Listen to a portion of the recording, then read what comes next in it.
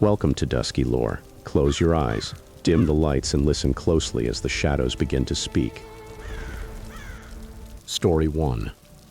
No one warns you how deafening silence can become until you find yourself surrounded by nothing but a frozen void. My name no longer matters, but what happened to me in March 2018 completely changed the way I understand survival, fear, and nature's absolute indifference.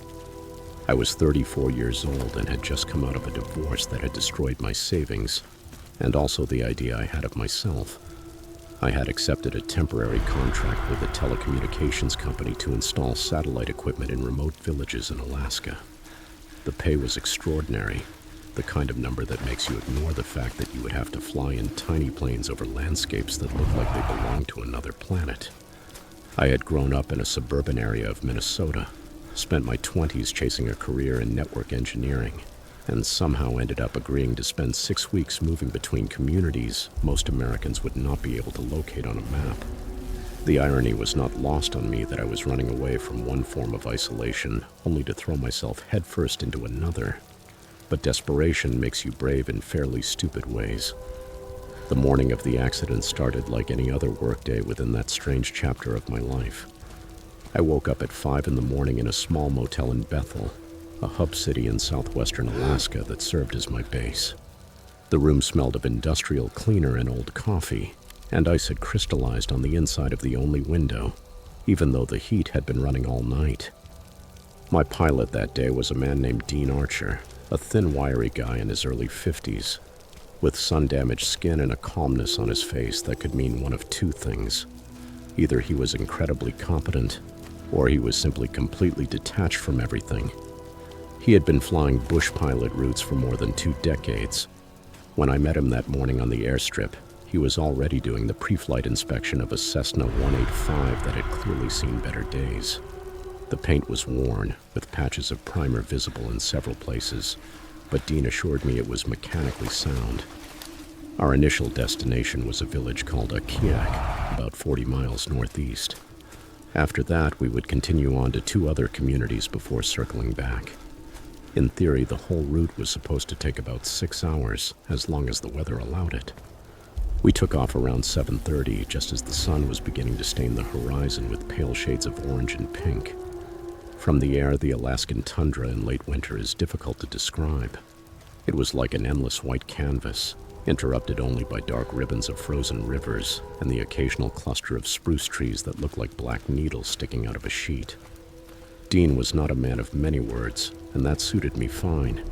He communicated in short phrases, pointing out landmarks, mentioning changes in weather patterns, and from time to time adjusting the radio to communicate with other pilots in the area. The Cessna moved forward with a steady hum, and despite the cramped space and the continuous vibration that made my teeth feel loose, I began to relax into the rhythm of the flight. We completed the first 2 stops without incident.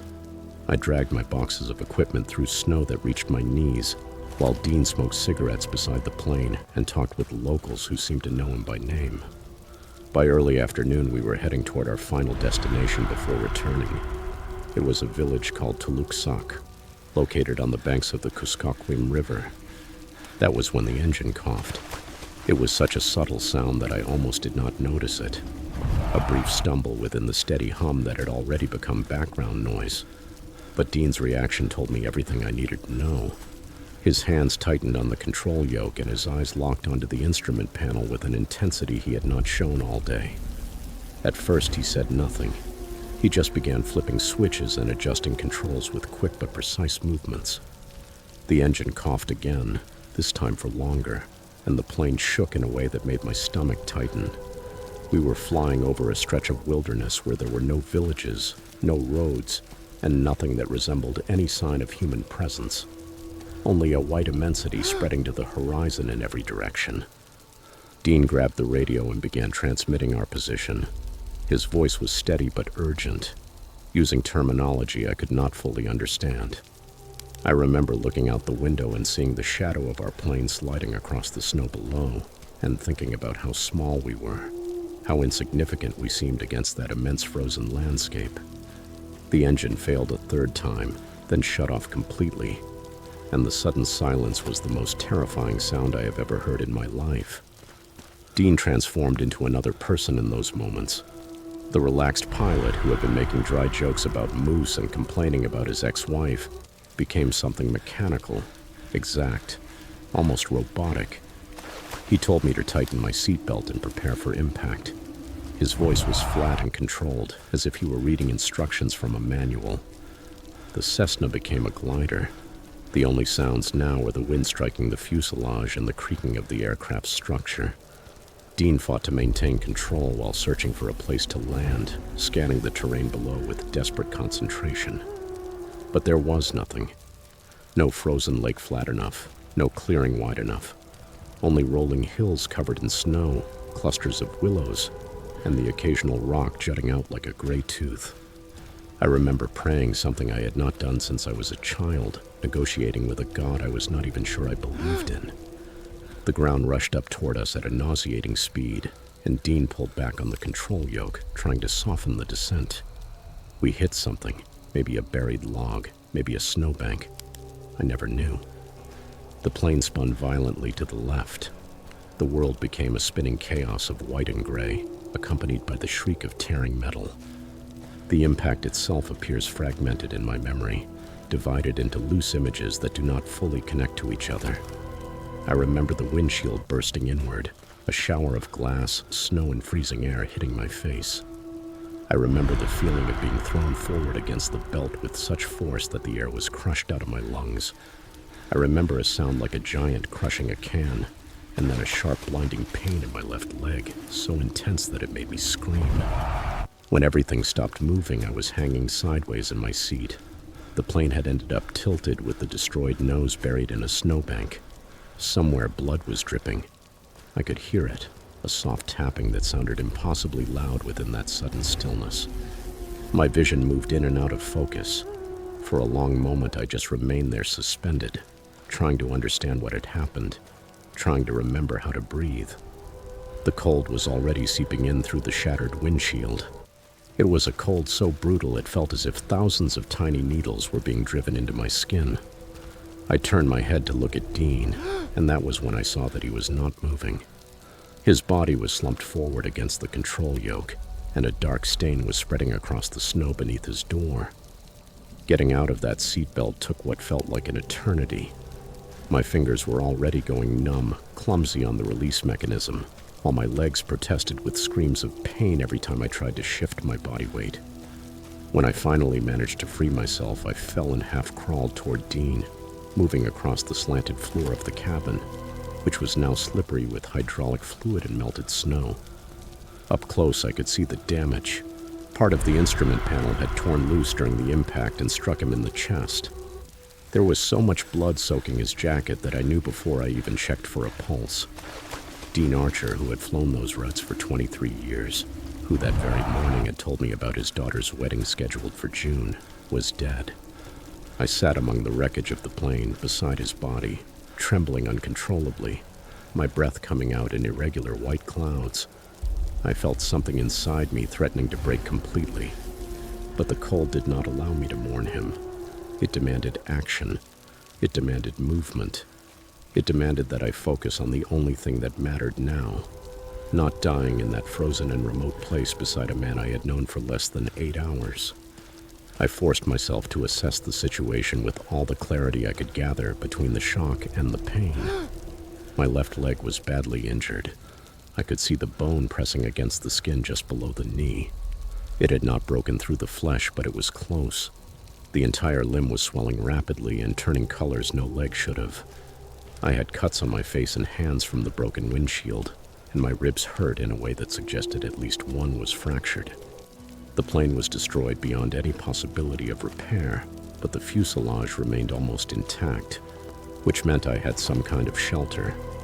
Outside, the temperature had to be around 15 degrees below zero, and the sun was already beginning to sink toward the horizon.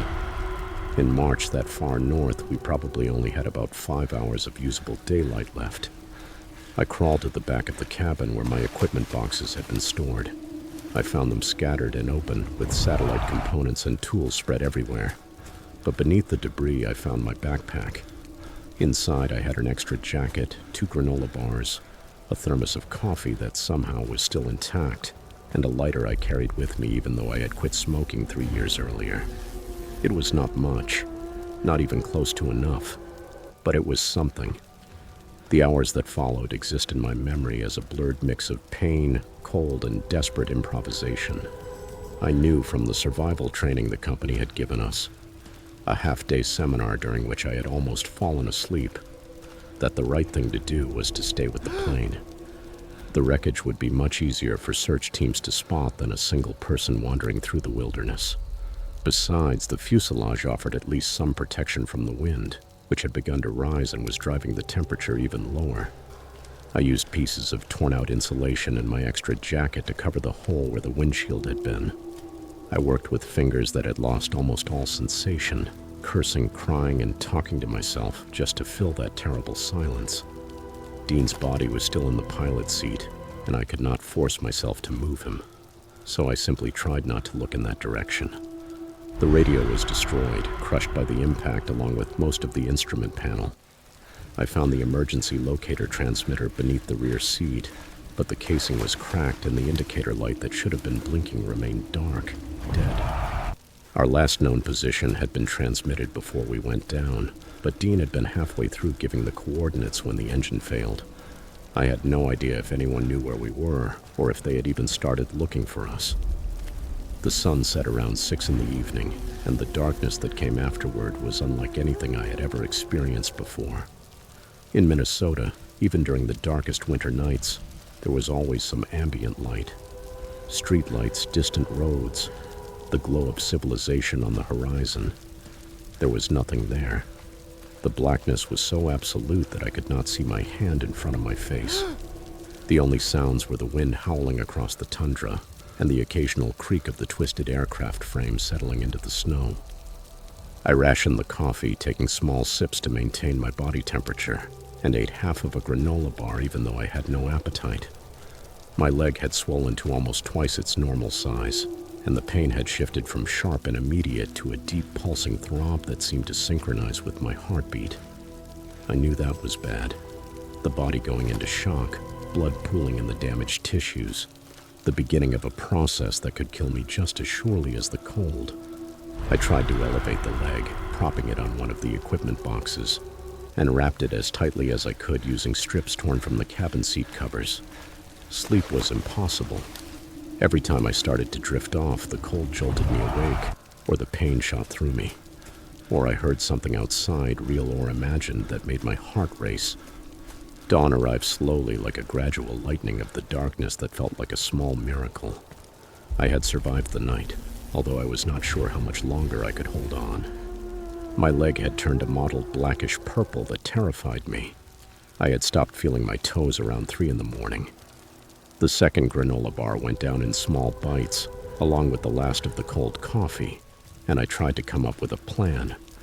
Moving was almost impossible. Every attempt to put weight on the injured leg sent lightning bolts of agony up to my hip and made the edges of my vision turn white. But staying still meant freezing, meant allowing hypothermia to sink deeper into my body with every passing hour. I decided to try to make some kind of signal, something the search teams could see from the air. With the lighter and some of the plane's insulation material, I managed to start a small fire inside a metal container I had salvaged from the wreckage. The smoke rose in a thin gray column against the pale sky, and I fed it with everything I could find. Pieces of fabric, pages from the flight manual, strips of plastic that released black plumes. It was pathetic, really. A tiny thread of smoke in the middle of an endless white immensity. But it was something to focus on, something to do besides lying there waiting for death. The second day passed in a haze of pain, cold, and desperation that advanced little by little. I spoke to Dean's body. I apologized for things that made no sense. I told him about my failed marriage, about my estranged sister, and about the dog I had left with my ex-wife. At some point, I began to hallucinate. I saw my mother standing outside, beyond the shattered windshield, wearing the yellow dress she had been buried in, asking me why I had not called her more often. The fire went out, and I could not relight it. My fingers were too clumsy. my coordination too deteriorated. I noticed that I had stopped shivering, and some distant part of my brain remembered that this was a very bad sign. Shivering was the body's way of generating heat. When it stopped, it meant you were entering the final stages of hypothermia. I thought about giving up. The idea floated through my mind with a strange serenity. Just close my eyes. Let the cold take everything. Stop fighting against something that clearly seemed inevitable. I probably would have done it. I was ready. But then I heard it. Faint but unmistakable, cutting through the wind and the fog inside my head. The distant beat of helicopter blades. I do not remember much of what happened afterward. Only fragments and sensations. I remember trying to wave, to make some movement that might catch their attention, but my arms felt as if they belonged to someone else. I remember the helicopter growing louder and louder, circling above us, and the immense wave of relief that went through me when I realized they had seen the wreckage. I remember voices, hands reaching toward me, the painful glare of a flashlight in my eyes. Someone was asking me questions. My name, where I was hurt, how long I had been out there. But my mouth could not form the words. They pulled me out of the fuselage with tools that shrieked and threw sparks. Then they lifted me onto a stretcher, secured me with straps, and carried me through the snow toward the waiting helicopter. The warmth inside the aircraft hit me like something physical, and I began to cry without meaning to. The tears froze on my cheeks before someone wiped them away. A paramedic worked on my leg, cutting away the improvised bandages I had wrapped around it.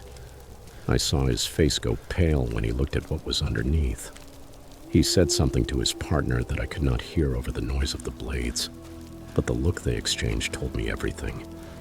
They placed an intravenous line in my arm and covered me with thermal blankets that felt as if I were being wrapped in fire. At some point, I finally allowed myself to fall into unconsciousness. I woke up 3 days later in a hospital in Anchorage, without my left leg below the knee. The doctors told me I was lucky to be alive, that a few more hours in that cold would have finished what the crash had started. The rescue team had found me thanks to a combination of factors. Dean's partial transmission had given them a general search area. A pilot flying a different route had seen the smoke from my signal the day before, and the Alaska State Troopers had coordinated a search operation that covered hundreds of square miles. They told me Dean had died on impact, that he probably had not felt any pain. I chose to believe it, even though I know they may have said it only to comfort me. The company paid my medical bills and rehabilitation, and I received a settlement generous enough to allow me to start over somewhere warmer. I now live in New Mexico, working an office position for another telecommunications company, and I have not gotten on an airplane of any size since that day in March 2018. Sometimes I still dream about it. The endless whiteness, the cold that seemed to devour me from the inside, the sound of Dean's final radio transmission cutting off in the middle of a sentence. I wake up sweating despite the desert heat, reaching for a leg that is no longer there, and I have to remind myself that I made it out, that I survived. But part of me is still out there, in that frozen wilderness, sitting among the wreckage of a Cessna 185, watching the sun go down and wondering if anyone will come. That part of me never left, and I do not think it ever will.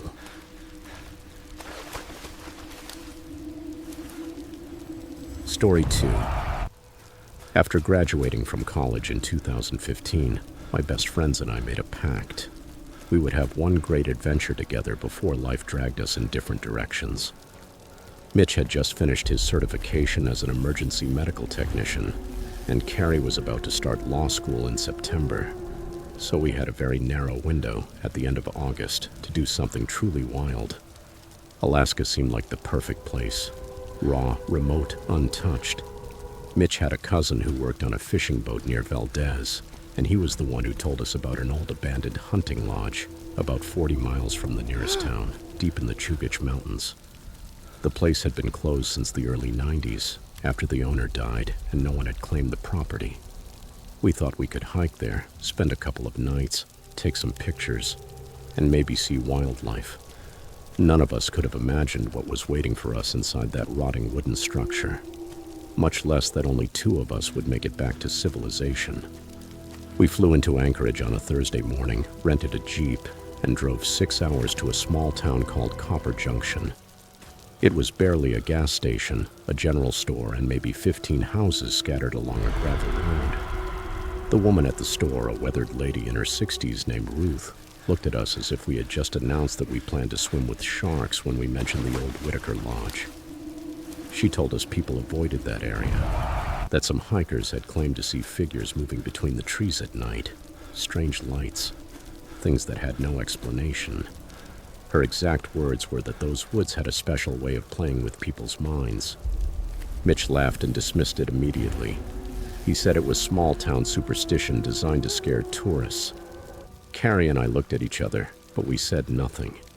We bought extra batteries, some canned food, and a paper map, because we knew there would be no signal out there. Ruth watched us leave from the store window, and I remember thinking she looked almost sad, as if she were watching people walk towards something terrible, knowing she could do nothing to stop them. The hike took us almost 7 hours. The trail, if it could even be called that, disappeared completely after the first 2 miles, and we had to navigate with the map and a compass Mitch had brought. The Chugach Mountains are beautiful in a way that almost feels hostile, as if the land is reminding you at every moment that you do not belong there. Spruce trees so dense that you could step 10 feet off the path and lose sight of your friends. A silence so deep that the snap of a twig under your boot sounded like a gunshot. Around the 6th mile, Carrie saw something strange carved into the trunk of a tree. It was a crude symbol, like a human figure made of sticks with its arms raised. Beneath it, letters had been scratched hard into the bark. "Go back."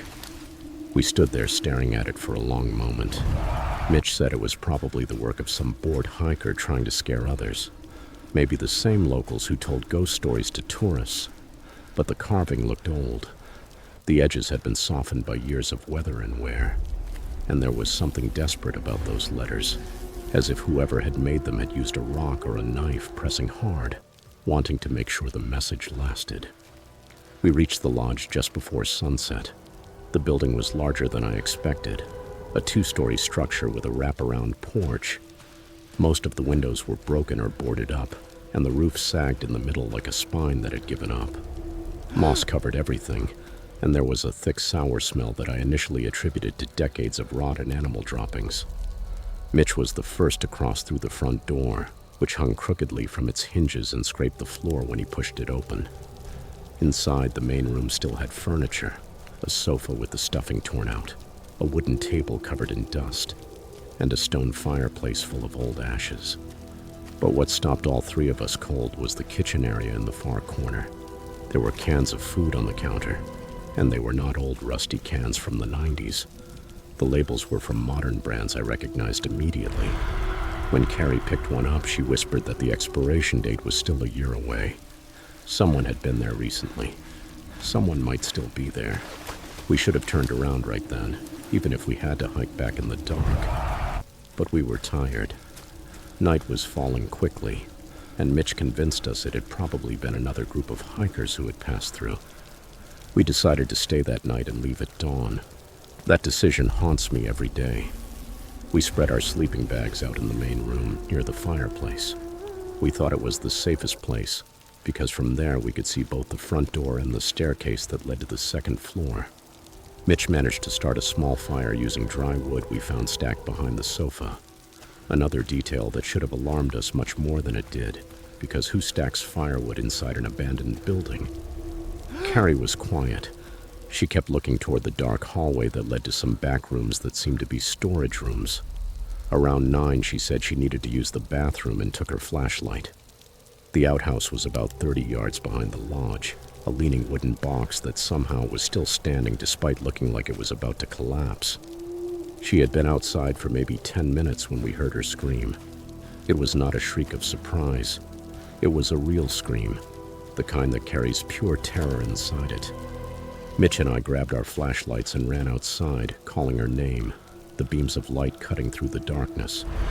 We found her standing behind the outhouse, her flashlight pointed at the ground and her whole body shaking.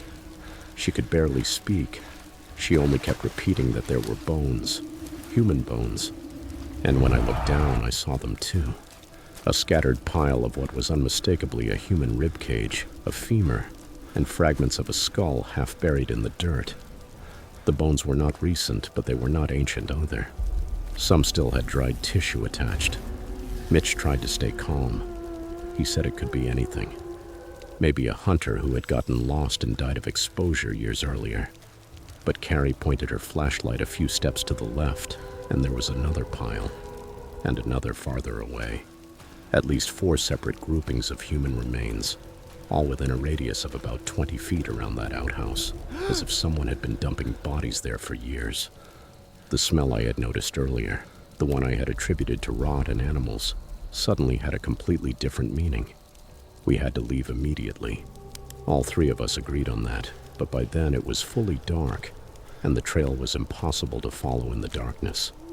One wrong step could send us falling into a ravine, or we could walk in circles until exhaustion overtook us. Mitch said we would barricade ourselves inside, take turns staying awake, and leave as soon as the sun came up. We dragged the heavy wooden table against the front door and pushed the sofa against the back entrance. Carrie found a rusty hunting knife in one of the drawers and held it as if her life depended on it, because by then we all understood that maybe it did. None of us slept. We sat in a triangle, each of us facing outward, with the flashlights ready, listening to every creak and groan of that old structure, waiting for morning to come. Around 3 a.m, we heard footsteps on the porch. They were not animal steps. They were heavy, deliberate, human. They moved slowly from one end to the other, stopped near a boarded-up window, and then continued around the side of the building. Mitch grabbed a thick piece of firewood and positioned himself near the front door. Carrie raised the knife, her knuckles white around the handle. I gripped my flashlight as if it were a weapon, which felt ridiculous, but it was the only thing I had. The footsteps stopped in front of the back entrance. Then came 3 slow knocks against the door. 1, 2, 3. No one spoke. No one breathed. Then a voice came, low and rough, muffled by the wood. "I know you're in there. I saw your fire." My heart was pounding so hard I could feel it in my throat. Mitch whispered for us to stay quiet. Maybe whoever it was would leave if we did not answer. For a long moment there was silence. Then the voice spoke again, closer now, as if that person had pressed his face against the door. "This is my house. You're sleeping in my house." The doorknob moved. The sofa we had pushed against the door shifted an inch. Carrie let out a small whimper, and I grabbed her arm, squeezing hard, silently begging her not to make a sound. The movement of the doorknob stopped. The footsteps moved away slowly, unhurried, as if whoever was outside had all the time in the world. We heard him circle the building again and then disappear into the woods. For the next 2 hours, nothing happened. Only the wind and, far away, the occasional crack of branches breaking. By 5, the sky began to lighten, and we made the decision to run. We grabbed our backpacks, left everything else behind, and Mitch moved the table away from the front door. He opened it carefully, checked both sides, and signaled for us to follow him. We had gone maybe 50 yards between the trees when Carrie suddenly stopped and pointed toward the lodge. There was a man standing on the porch watching us. He was tall, gaunt, with a beard that fell below his chest and clothes so dirty they seemed to have fused with his skin. He did not move. He did not chase us. He just stood there, his arms at his sides and his head slightly tilted like a curious dog. And then he smiled. It was not a threatening smile. It was something worse, something empty and patient, as if he knew exactly where we were going and had no doubt at all that he would find us again. We ran. We ran faster than I have ever run in my life. Branches slapped our faces, stones twisted under our feet, and none of us dared look back. We had been moving for maybe an hour when Mitch stopped and said he needed to check the map. We were lost. Nothing looked familiar. In the middle of the panic, we had completely strayed from the route we had marked the day before.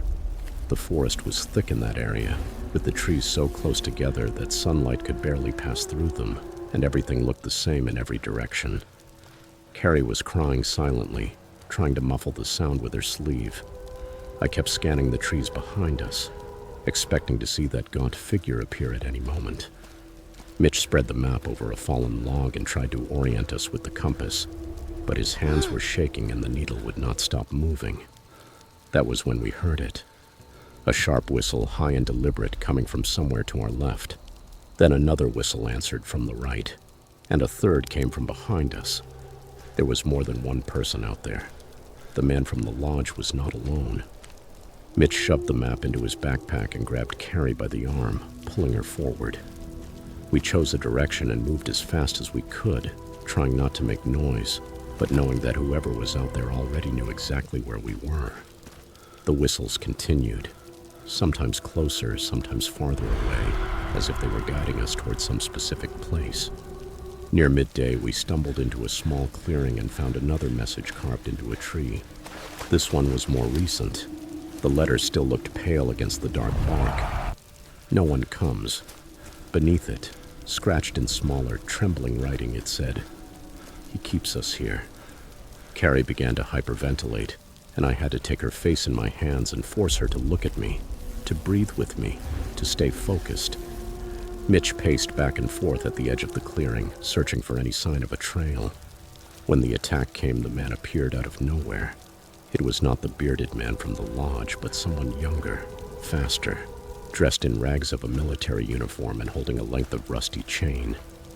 He swung it at Mitch before any of us could react, striking him high on the back and knocking him face first into the dirt. Carrie screamed and lunged with the knife, slashing blindly. She managed to cut the attacker on the forearm. He howled and staggered back, giving Mitch enough time to get to his feet. I grabbed a rock the size of my fist and threw it with all my strength, hitting the man in the chest. He looked at me with pale, empty eyes. They did not seem angry. They did not seem hurt, just hollow. Then he retreated into the trees as quickly as he had appeared. Mitch was bleeding through his shirt, and deep marks were already forming where the chain had struck him. We had to keep moving. For the next 3 hours, we forced our way through the forest, without any real sense of direction, desperate only to put distance between ourselves and whoever was hunting us. Mitch was moving slower and slower. The pain in his back turned every step into a struggle. Carrie had fallen into a silence that frightened me more than her crying. The whistles had stopped, and somehow that felt worse, as if they had decided to let us exhaust ourselves before coming closer again. Around 4 in the afternoon, I heard something that almost made me collapse with relief. Running water. We followed the sound and found a river, maybe 30 feet wide, moving fast with the mountain snowmelt. I remembered from the map that a river passed near the main road, about 15 miles from where we had started. If we followed it downstream, maybe we would find civilization. We stepped into the water. The cold stole our breath all at once, and we let the current carry us as much as we could allow without losing our balance. Mitch slipped twice. The second time, Carrie and I had to drag him up before the water pulled him under. We stayed in that river for what felt like hours. Our legs went numb. Our teeth chattered so hard I thought they might break, but no one followed us into the water. Whatever advantage they had in the forest, the river took it away from them. Just before sunset, we saw a bridge in the distance. A real bridge. Concrete and metal, with a gravel road crossing it. We climbed out of the river on trembling legs and staggered up the embankment until we reached the road. A truck passed about 20 minutes later. It was driven by a man named Earl, who took one look at us and asked no questions.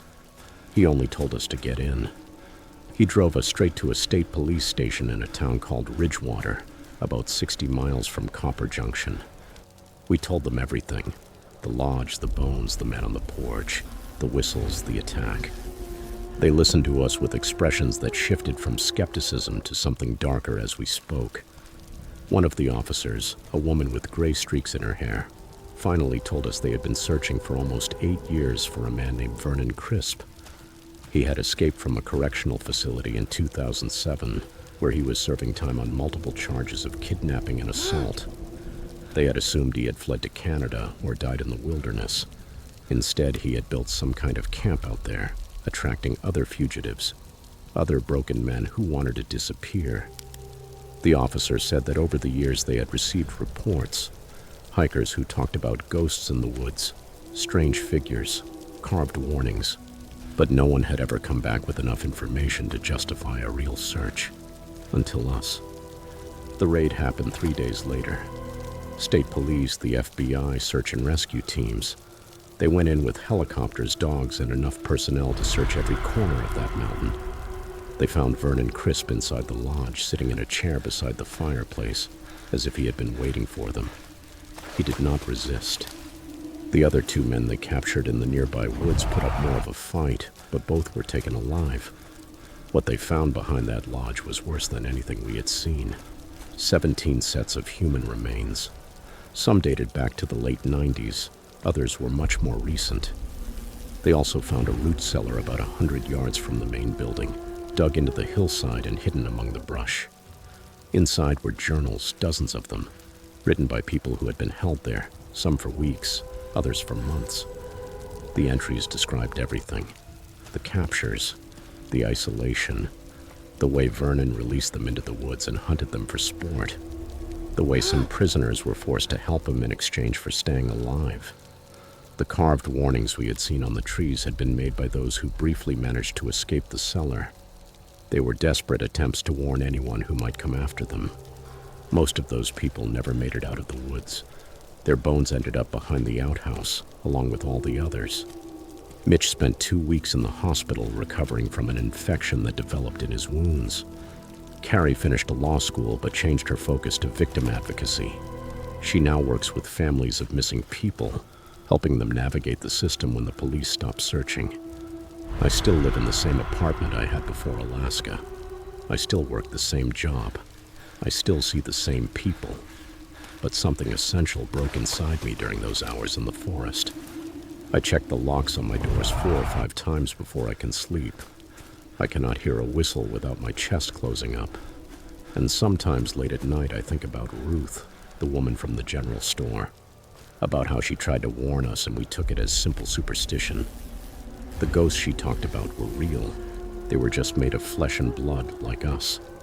That is what no one tells you about monsters. They do not need to be supernatural to destroy you.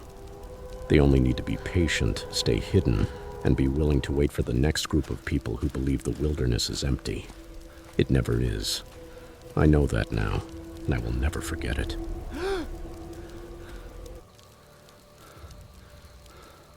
Story 3. Every summer since my father died, I traveled to the Kenai Peninsula to fish for sockeye salmon. At first, I did it as a way to feel close to him again, repeating something we used to do together when I was a teenager. But over the years, that trip became something of my own, my way of resetting before facing another school year teaching 4th graders in Seattle. My birthday falls at the end of July, and turning 37 alone on the bank of a river, accompanied only by the sound of running water and birdsong, seemed exactly like what I needed. I had been making that solo trip for 6 years without any truly serious incident. A few close encounters with moose. One terrifying moment when I slipped on wet rocks and almost ended up in the current. But nothing that made me question whether I should keep coming back. The spot I always use is about 4 miles from the nearest road, accessible only by a trail most people avoid because there are easier fishing areas much closer to civilization. That isolation was precisely part of the appeal. I landed in Anchorage on a Tuesday morning and picked up my rental truck, a fairly beat-up Ford that smelled like cigarettes and previous drivers who clearly did not believe in air fresheners. The drive to the peninsula took me about 4 hours, and I stopped in Soldotna to buy last-minute supplies and check in at the ranger station, as I always did. The man working the desk was a young ranger I had not seen before. He warned me that bear activity had increased in the area. He said the salmon run was strong that year, which meant the brown bears were coming down from higher elevations earlier than usual. I thanked him and told him I carried bear spray, an air horn, and that I knew how to store food properly. He looked at me in a strange way. It was not exactly condescension, but it did seem as if he wanted to say something else, and had ultimately decided to keep it to himself. Now I wish I had asked him what he was thinking. I wish I had paid more attention to the weight of that look instead of dismissing it as a ranger simply doing his job. The hike to the campsite took me about 2.5 hours with my backpack. which was heavier than usual because I had brought extra food for a 5-day stay. I reached my usual site around 4 in the afternoon. There was still plenty of light left to set up camp and maybe cast a few times before making dinner. The spot sits on a small rise about 60 feet from the riverbank, protected by a dense cluster of spruce trees on 3 sides. There, the river bends and forms a natural pool where salmon often gather before continuing upstream. I had reached my fishing limit at that spot every year. I set up the tent, hung my food supply from the bear cable someone had installed years earlier between 2 tall spruce trees, and walked down to the water to check the conditions. The river was running a little higher than I remembered from previous years, probably because of the snow melt, and the water had that cloudy glacier color that makes it impossible to see more than a few inches beneath the surface. I saw fish jumping near the center of the current, silver flashes catching the afternoon light, and felt that familiar excitement ignite in my chest. The first night was perfect. I caught 3 good sockeye before the light began to fade. I kept 2, released 1, and made dinner on my small camp stove while listening to the river. I did everything correctly with the food. I cleaned the fish downstream, away from camp. I washed my hands and arms thoroughly. I changed into clean clothes that I kept sealed inside a dry bag. I was careful. I am always careful. Around 10, when there is still plenty of light that far north in July, I noticed movement on the opposite bank. Maybe about 200 yards away, a large brown shape moved through the brush. I could not see it clearly, but I knew what it was by the way it moved, by that unmistakable rolling gait. It did not seem interested in me. It was just moving along the far bank, probably fishing its own spots. I watched it until it disappeared among the trees. Then I got into the tent and zipped everything carefully. I remember thinking I was lucky to have seen one from a safe distance. I remember feeling gratitude, not fear. I woke up around 3 in the morning to the sound of something moving through the brush near my tent. Heavy, slow, deliberate footsteps breaking vegetation about 30 or 40 feet away. My heart began pounding so hard I could hear it in my ears. I stayed completely still, barely breathing. My hand closed around the bear spray I always keep beside my sleeping bag. The footsteps circled. I could follow them by sound, moving from the tree line behind my tent toward the river, and then back again. At one point they stopped, and I heard a sound, a deep huffing breath, followed by a low growl. It was close enough that I could smell it. That musky wet dog smell mixed with something rotten, probably fish. I do not know how long I lay there, maybe 20 minutes, maybe an hour. Eventually the sounds moved away toward the river, and I heard splashing in the distance. I did not sleep again for the rest of the night. I lay there with my eyes open, listening to every small noise, my body so tense that by sunrise my muscles ached. When the sun came up around 5, I stepped out of the tent to check the surroundings. My legs were shaky, and I felt that sick exhaustion that comes when adrenaline has been circulating through the body for hours. The ground near the tree line was torn up. There were deep grooves in the soft earth, as if something had been digging. Then I saw the tracks. They were enormous, larger than any bear print I had seen in my 6 years of going to that place. I placed my boot next to one of them for comparison, and the track was easily twice the size of my foot, with claw marks extending several inches beyond the toe pads. I am no wildlife expert, but I have seen enough brown bear tracks to know that this was an exceptionally large animal. The tracks came from the forest to a point maybe 20 feet from my tent, circled around, and then went down toward the river. I stood there looking at how close they had come to the place where I had been sleeping, separated from it only by a thin layer of nylon. And I seriously considered packing up and leaving right then, but I talked myself out of it. That is what I keep returning to again and again, that moment of decision. I told myself the bear was just passing through, that it had not tried to reach my hanging food, that it was probably more interested in the salmon than in me. I told myself I had driven 8 hours, hiked 4 miles, and was not going to let a close encounter ruin my trip. I checked the hanging food, which was still intact, and made noise while preparing breakfast, banging pots together and talking to myself loudly, exactly as every guide recommends. I even fished a little that morning, though I stayed closer to camp than usual, and kept the bear spray clipped to my waders at all times. I caught one salmon and released it because I did not want to deal with cleaning it or creating more smells. The whole time I was in the water, I kept watching the banks, the tree line, and the bend in the river where I had seen the bear the night before. Nothing. The day was clear and warm. The birds were singing, the river kept running, and I started to relax a little. I started to think that maybe I had overreacted. Around 2 in the afternoon, I was sitting on a rock near the water, eating a granola bar and resting my feet, when I saw it. The bear came out of the brush on my side of the river, maybe about 150 yards upstream. It was huge, without a doubt the largest brown bear I had ever seen outside of photographs. Its fur was dark brown, almost chocolate-colored, with a distinctive silver patch over its shoulder. It walked to the edge of the water, stood there, and then turned its head and looked directly at me. I want to make this clear because it matters. The bear saw me. It knew I was there. And instead of doing what bears usually do when they encounter humans, instead of moving away or at least changing course, it began walking toward me along the riverbank. It did not charge. It did not run. It just walked, steady and deliberate, as if it had a destination, and I was in the middle of the path. I stood up slowly. I took the bear spray in one hand and the air horn in the other. I began backing away from the river toward my camp without taking my eyes off it.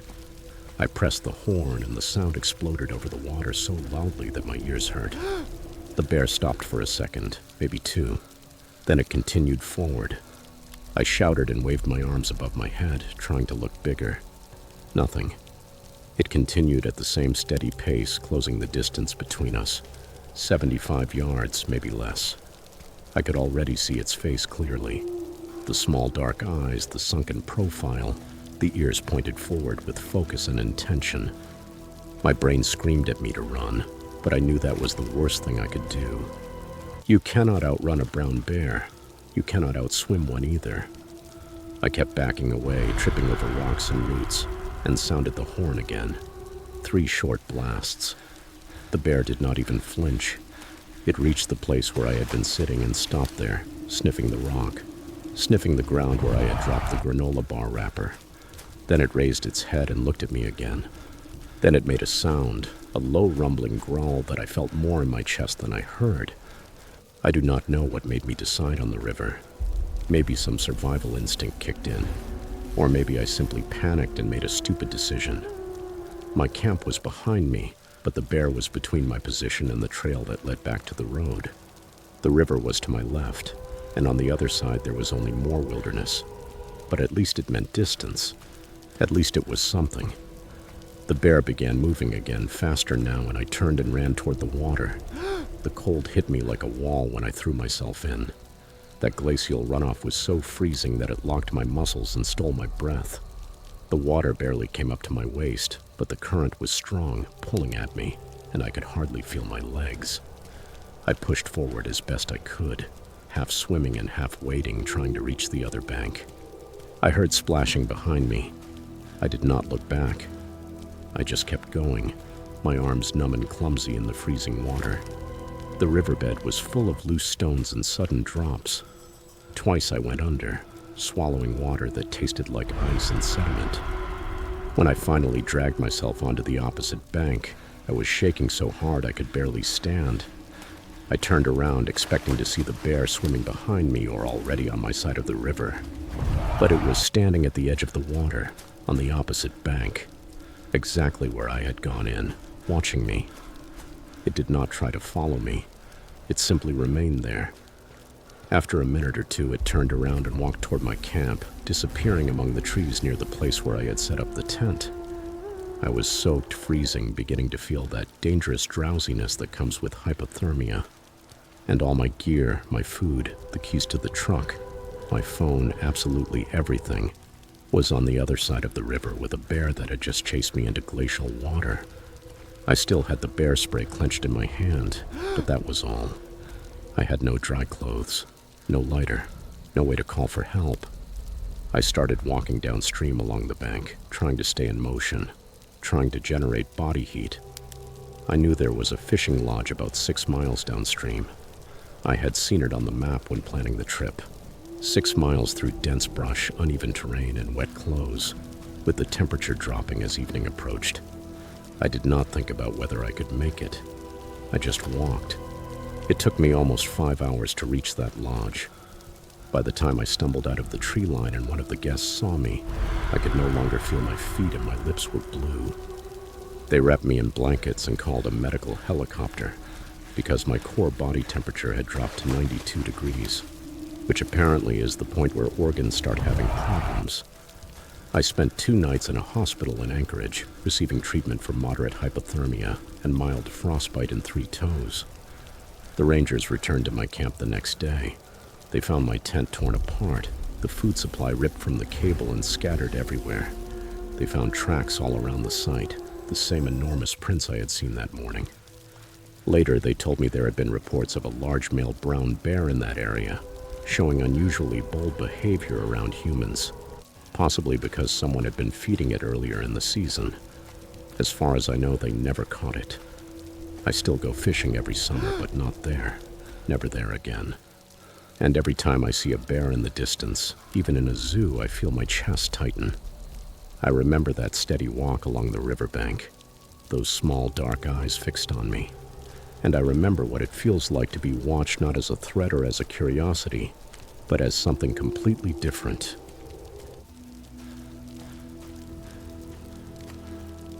Story 4. November in Alaska feels as if the world is slowly dying, and that particular November felt worse than most.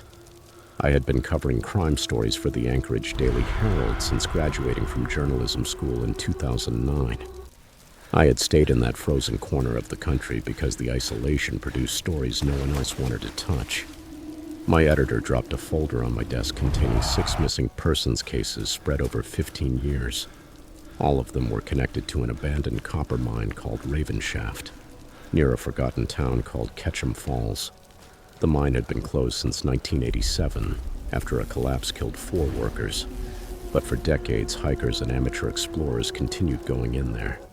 None of them ever came back out. Local authorities had stopped sending search teams after the 3rd disappearance because the cave system was too unstable, too deep, and too cold. The families never received answers. The cases were filed away, and something about that silence made me volunteer to investigate. I spent 3 weeks researching before setting foot anywhere near that mountain. The mine entrance was about 40 miles from the nearest paved road, accessible only by a rough trail that became impassable once the heavy snows of December arrived. I got in touch with a geological survey team from the University of Fairbanks, which had been trying for years to secure funding to map the cave system. Their leader was a woman named Ingrid Solberg, in her 50s, with sun-damaged skin and a handshake that could crack walnuts. She had lost a graduate student in Raven Shaft in 2014 and had been pressuring the state ever since to either seal the entrance permanently or fund a proper documentation expedition. When I told her about the article I wanted to write, she offered me something better than an interview. She invited me to join a 5-person team that would enter the mine that Friday to recover any evidence they could find before winter sealed the mountain for good. I accepted without hesitation, which in retrospect was the first of many mistakes.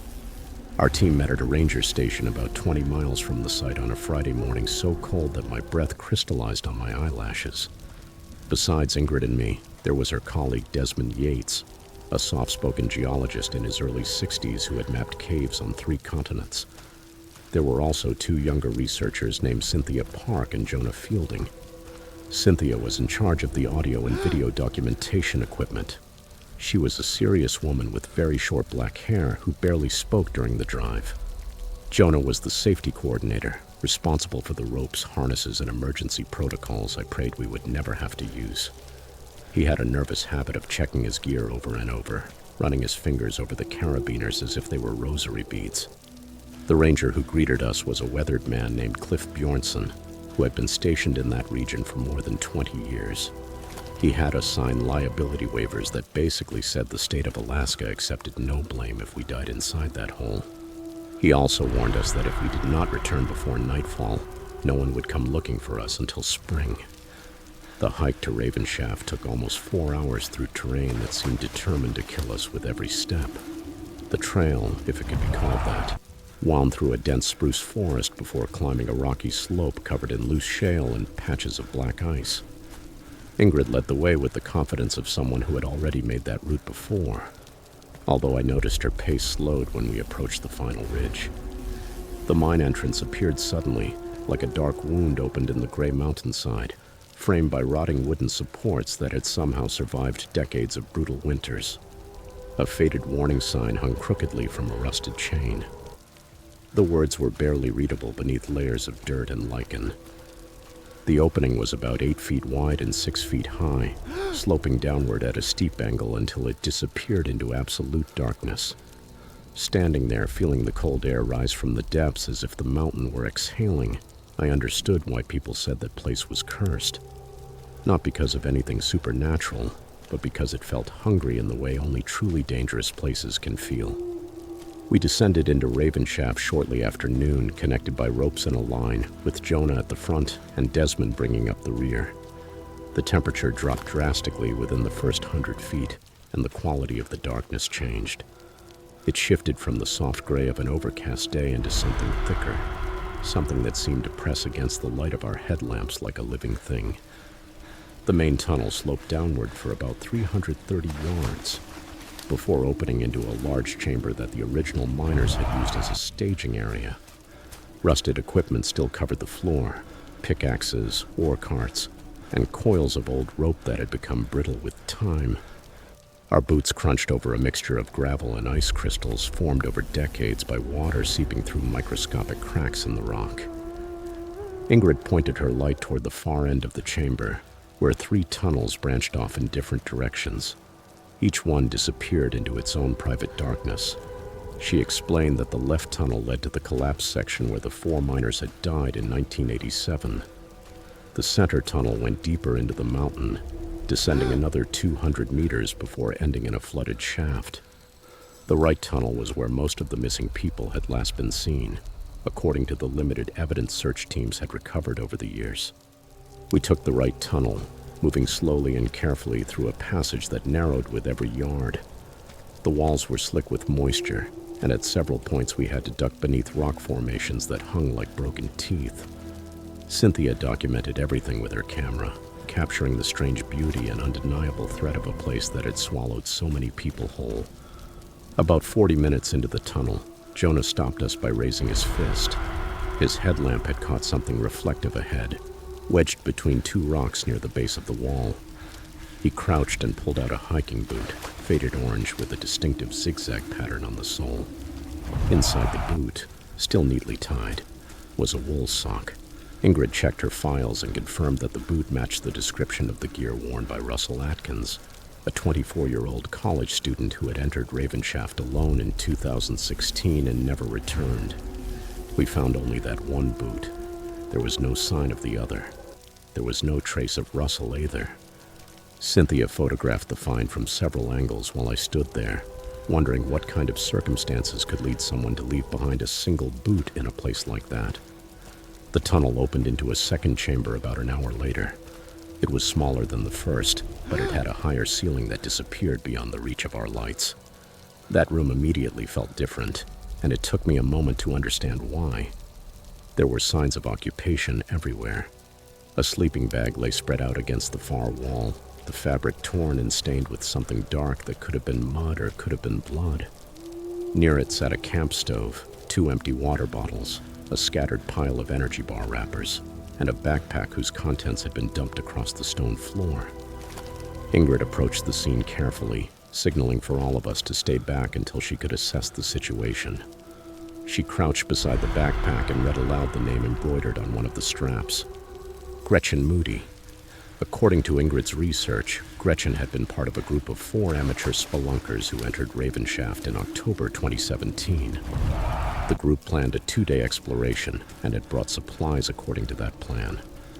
When they did not return after 5 days, authorities organized a limited search that recovered nothing. Now we were standing in front of proof that at least one of those people had survived long enough to set up camp deep inside the mountain.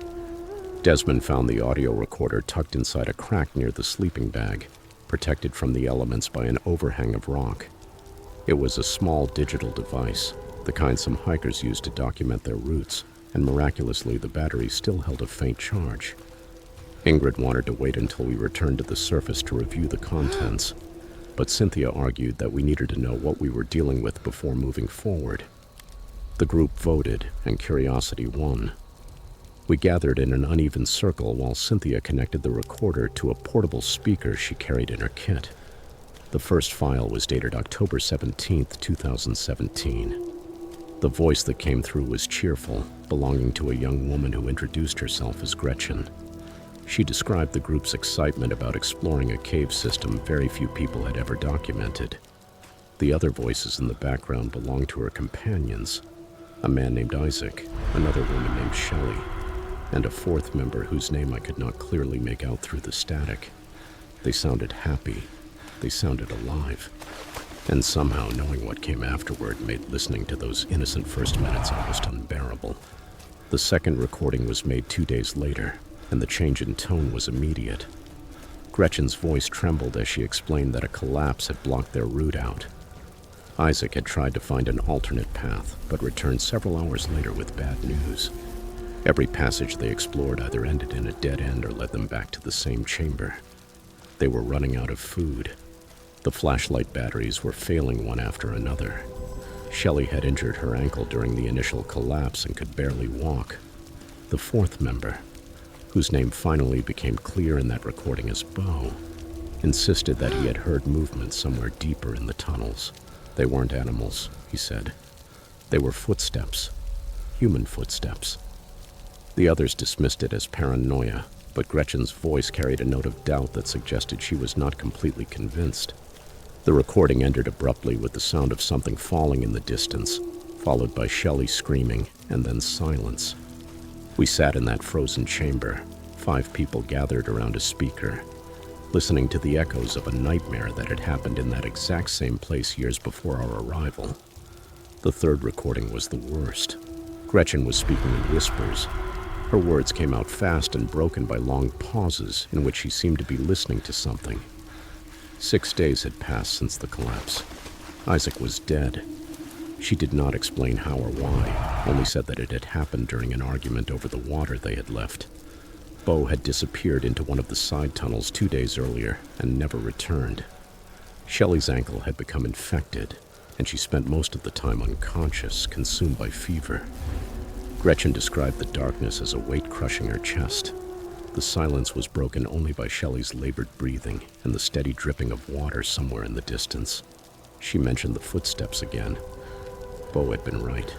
She said someone else was in those tunnels. She had heard them too, always just beyond the reach of her dying flashlight, always moving away when she called out. She begged whoever found that recording to tell her mother that she had tried to survive. She begged them to bring her body home. The recording ended with a sound none of us could identify, a low scraping noise that seemed to come from several directions at once, followed by Gretchen whispering a single word that sounded like, "Run." No one spoke for a long time after the recordings ended. Ingrid finally broke the silence by announcing that we had gathered enough evidence and that we needed to begin the ascent before we lost too much daylight. I noticed that her hands moved with a new urgency as she placed the recorder inside a protective case. Jonah began organizing our gear for the return, counting heads as he always did before any movement. He counted once, then again, then a third time. His face went pale under the harsh white light of our headlamps, and he asked a question that chilled me from the inside. "Where is Desmond?" We all looked around the chamber, calling his name into the darkness. Our voices bounced off the damp stone walls and came back to us distorted, strange. Desmond had been standing at the edge of the group only minutes earlier, examining some marks on the wall near the tunnel entrance. Now that spot was empty. His backpack was still on the ground where he had left it, but he had vanished without making a single sound. Cynthia aimed the light from her camera toward the tunnel we had entered through, and then toward 2 smaller passages on the opposite side of the chamber, which we had not explored yet.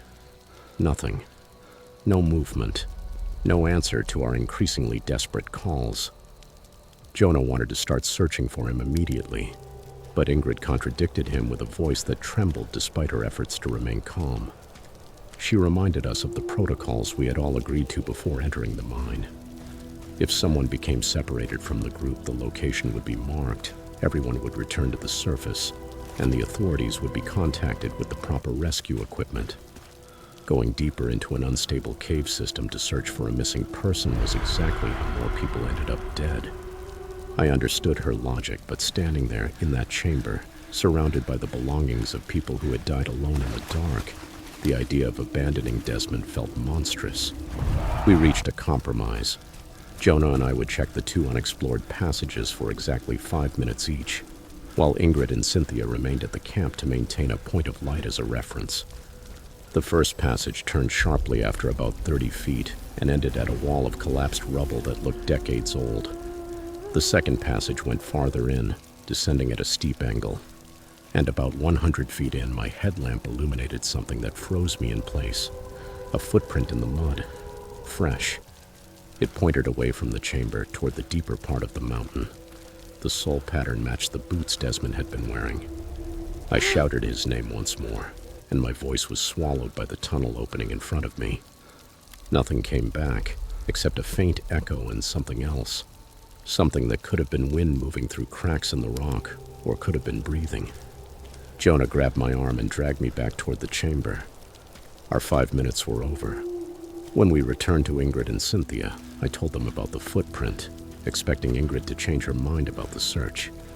Instead, her expression hardened into something I recognized from years of interviewing people who had been forced to make impossible decisions. She said Desmond knew the risks better than any of us. She said that if he had walked alone deeper into that tunnel, there was a reason.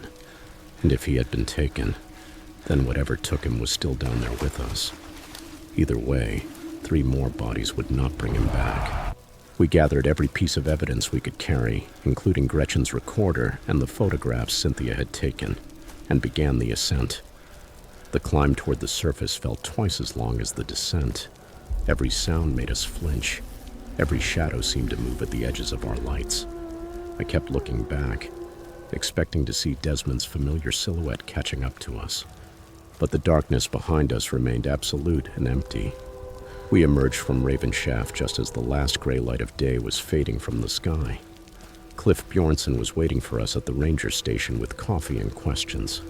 When we told him about Desmond, his face showed no surprise, only a tired resignation that suggested he had heard that story before. He made calls to the state police and the search and rescue coordinator, but I could tell from his tone that no one truly expected a recovery operation. The official report, which I obtained months later through a records request, concluded that Desmond Yates had likely become disoriented inside the cave system and fallen into one of the many unmapped shafts that cut through the lower levels. His body was never recovered. The entrance to Raven Shaft was sealed with concrete and steel bars the following spring, and a new sign was placed warning that any trespasser would face criminal charges. I published my article in February, although the editors removed most of the details about the recordings and focused more on the broader issue of abandoned mine safety. The families of the missing contacted me for months afterward, desperate for any information I had not included in the story. I told them what I could. I did not tell them about the footsteps Gretchen had heard. I did not tell them about the fresh footprint leading into the darkness. I also did not tell them about the sound I heard right before Jonah pulled me out of that tunnel. A sound like someone whispering my name from very far away, in a voice that almost sounded like Desmond's.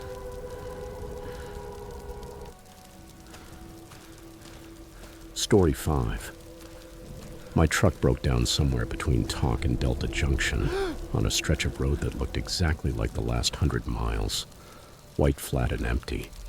The temperature gauge had been reading -47 for almost an hour, and I remember thinking that number seemed almost unreal, like something out of a documentary about Antarctica, not a road I was actually driving on.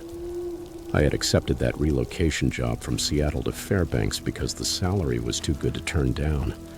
Besides, my 10-year high school reunion a few months earlier had reminded me that everyone I grew up with was buying houses and having children, while I was still sharing rent with roommates. The plan seemed reasonable when I traced it on the map. drive the Alaska Highway in early December, get settled before the holidays, start over in January. I had packed blankets, extra food, flares, a full gas tank, everything the internet said I should bring. But sitting there watching the dashboard fill with warning lights before the engine gave one final shudder and went silent, I understood that all the preparation in the world means nothing when you are alone in a place that wants to kill you. I turned the key again and again, maybe 20 times, and each attempt produced a weaker sound than the last, until nothing remained except a faint click that reminded me of a dying heart. The heat stopped working the same instant the engine shut off, and I could feel the cold entering the cab almost immediately, as if it had been pressed against the windows, waiting for its chance. I picked up my phone even though I already knew there would be no signal, and I was right. Not one bar, no data, nothing. Just a useless rectangle of glass and metal. Outside, the sun hung low in the sky, even though my watch said it was only 2 in the afternoon. That strange Arctic winter light that looks more like a permanent sunset than a real day. I calculated that I would have maybe 3 hours before total darkness, and the idea of spending a night inside that truck without heat tightened my chest. I looked down the road in both directions and saw absolutely nothing. No cars, no buildings, no smoke rising from distant chimneys. Just an endless white plain, broken only by the dark line of asphalt disappearing into the horizon. The silence was so complete that I could hear my own pulse inside my ears. And for the first time since I had started that trip, I felt truly afraid. I tried to remember what I had read about survival in extreme cold. Stay with your vehicle. That was the main advice on almost every site. Your car is shelter. It is visible to rescuers. It protects you from the wind. But the articles I had read seemed written for situations where someone might come looking for you, where the temperature might drop to -20, and you could survive one night wrapped in blankets. This was different. At -47, the calculations changed completely. I had read somewhere that exposed skin can freeze in less than 5 minutes at those temperatures, that the body's core temperature begins to drop almost immediately once you stop producing heat. The blankets I had brought were fine for a camping trip, not for spending a night inside an unheated metal box when the air itself seems to be trying to freeze your lungs. I did the math in my head. If no vehicle passed that night and the temperature dropped even lower after sunset, as it always does, I would be dead by morning. That was not pessimism, it was physics. I remembered passing a sign about 30 minutes earlier, something about a highway maintenance station 8 miles ahead. At the time, I had barely paid attention to it. Just another green rectangle on an endless road. Now that sign felt like a lifeline, the only piece of information that might keep me alive. 8 miles was not that far. I had run half marathons before, back when I lived in Seattle and thought jogging by the water made me some kind of athlete. But 8 miles in that cold wearing snow boots, a jacket made for Pacific Northwest rain and not an Arctic winter, with the sun sinking and no guarantee the station would even be occupied, was something else entirely. I sat in the truck for another 10 minutes, watching the windows begin to frost over from the inside, feeling my fingers grow stiff even with gloves on. The decision made itself. Staying meant certain death before morning. Walking meant maybe dying, but also maybe living. I grabbed my backpack, filled it with the granola bars and water bottles I had brought, wrapped my scarf around my face until only my eyes were uncovered, and stepped out of the truck into a cold that hit me like a physical wall. The first breath of air outside felt like inhaling broken glass. The air was so frozen that my nostrils stuck together for a second, and I had to breathe through my mouth just to get oxygen. My eyes began watering immediately, and I could feel the moisture trying to freeze on my eyelashes, making them stiff and clumped together. I started walking north along the road, keeping the asphalt under my feet because I knew that if I wandered into the snow, I would lose my sense of direction within minutes. The snow on the road had been packed down by the little traffic that passed through there, but it was still slippery, and every step required concentration. I told myself to keep a steady pace, not too fast, because sweating could kill me. I had read that wet clothing in extreme cold is basically a death sentence, because moisture pulls heat from the body much faster than air alone. So I walked as if I were taking a calm stroll, except every part of my body was screaming that something was wrong, that I should run, that I needed to get somewhere warm immediately. After maybe 20 minutes, I began to notice that I could no longer feel my toes. I was wearing 2 pairs of socks and my thickest boots, the ones I had bought specifically for this trip. But none of that mattered. The cold had found its way in, as it always does, seeping through the rubber soles, passing through the insulation and wool, until my feet felt like blocks of wood attached to the ends of my legs. I kept walking because stopping was not an option, but I started doing something. I curled my toes inside my boots, trying to force blood into them, trying to feel anything at all. Then came my fingers, even inside the gloves, even tucked into the pockets of my jacket. First the tips went numb, then the knuckles. Then that numbness began to creep up toward my wrists. I looked at my watch and realized I had been walking for almost 40 minutes, which meant I had maybe covered 2 miles at most. The maintenance station was still about 6 miles away, and the sun had dropped noticeably, painting everything in orange and violet tones that would have been beautiful if they did not mean that I was running out of time. Around the first hour, something changed inside my head. I noticed it while it was happening, and that is the strange part. I was aware that my thoughts were slowing down, as if my brain were a computer running too many programs at once. I would start thinking about something, like how far I had walked or whether I should eat one of the granola bars, and then suddenly lose the thread completely. I found myself stopped in the middle of the road for no reason, simply staring at the horizon, and I had to physically force myself to start moving again. My body wanted to stop. Every cell in me said, "Sit down for just a minute, rest, take a breather." I knew that was the hypothermia talking. I knew that sitting down meant dying. But knowing something and feeling something are 2 completely different things when your core body temperature is dropping and your brain is not receiving enough warm blood. I began talking to myself out loud just to have something to focus on, just to keep my mind from sinking into that soft gray fog that was trying to swallow my thoughts. After a while, the road began to look different, or maybe I was starting to see it differently. At one point, I could have sworn there was a building up ahead, a dark shape against the snow, and I walked faster toward it for about 5 minutes before realizing it was nothing. Just a shadow, some trick of the dying light over the landscape. That scared me more than anything else up to that point. If I was already seeing things that did not exist, how long before I wandered off the road without realizing it? The highway was my only guide, the one thing keeping me pointed in the right direction. If I lost it, I would walk in circles until I collapsed. I tried to concentrate harder, tried to keep my eyes fixed on the asphalt right in front of me. But my vision was blurring around the edges, and I had to blink constantly to clear it. The tears froze almost instantly, sticking my eyelids together for half a second each time, and wiping them with frozen gloves only made things worse. Then I realized I had stopped feeling cold. That should have been a relief, but I knew it was actually a very bad sign. When you stop shivering when the cold stops hurting, it means your body has stopped trying to warm itself. It means you are in serious trouble. I do not know exactly when I left the road. That is the part that haunts me when I try to reconstruct what happened. That blank space in my memory where the highway simply disappears, and suddenly I am walking through open snow with no idea how I got there. One moment I was following the dark line of asphalt, telling myself to keep going, to keep moving, and the next I was knee-deep in snow, surrounded by white in every direction. I must have drifted off during one of those foggy moments when my brain disconnected. Maybe I saw another ghost building in the distance and walked toward it without thinking.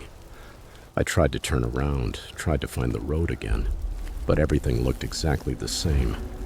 White flat ground meeting a bluish-gray sky in a perfect circle around me, as if I were standing at the center of an empty dome. I chose a direction and started walking, telling myself it had to be the right one. But even as I moved forward, I knew I was only guessing. I knew I might be walking deeper into nothing instead of back toward the road. The sun had almost vanished. Only a thin red line remained on the horizon, and the temperature kept falling. I could feel it in my chest, each breath harder than the last, as if the air itself were thickening into something my lungs could not process. My legs stopped working properly somewhere in that empty whiteness. First, they felt heavy, as if I were walking through water. Then they began refusing to bend the way I wanted. I fell twice, maybe 3 times, and getting up took longer each time. The last time I fell, I remember lying in the snow and thinking how soft it was, how it almost felt warm compared to the air, how maybe I could rest there for a minute before continuing. Part of my brain was screaming at me to get up, screaming that this was exactly how people died. But that voice seemed distant, like someone shouting from another room. I managed to push myself onto my knees and then get to my feet, but standing felt like an achievement that used up everything I had left. I looked around and understood that I could no longer see anything. Not the road, not the sun, not any point of reference. Only darkness advancing from every direction over the snow beneath my feet, and an immense exhaustion that made every thought feel like pushing a rock uphill. I took a few more steps, maybe 10 or 20, and then I stopped. Not because I decided to stop, but because my body simply could not continue. My legs locked, my knees gave out, and I fell into the snow for the last time. I woke up in a hospital in Fairbanks 3 days later. For the first few hours, I had no idea where I was or how I had gotten there. A nurse told me that a snowplow driver found my truck on the road and called it in. Search and rescue teams had been looking for me since the next morning. They found my trail of footprints leading away from the vehicle, followed it for about 4 miles down the road, and then tracked the point where I had wandered off into the open terrain. The footprints simply stopped, she said, in the middle of a white flat field about 2 miles from the road. There was no body, no sign of where I had gone afterward. They searched for hours with dogs and helicopters, expanding the radius, checking every depression in the snow. Finally, a volunteer on a snowmobile spotted me almost a mile from where my footprints ended, lying face down in a shallow ditch that had been invisible from the air. My core body temperature, when they brought me to the medical center, was 79 degrees Fahrenheit. The doctor said anything below 28 is usually fatal, that most people do not come back from that. I lost 3 toes on my left foot and 2 on my right, along with the tips of 4 fingers. The surgeon told me I was lucky, and I wanted to laugh in his face, but I had no energy. What I cannot stop thinking about even now is that space between the point where my footprints stopped and the place where they found me. Almost a full mile with no marks, no trail, nothing to show how I got there. The head of the rescue team visited me in the hospital and admitted he had never seen anything like it. The snow was untouched, fresh powder that would have shown every step, but there was nothing.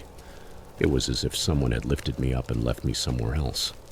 He asked me if I remembered crossing that distance, and I told him the truth.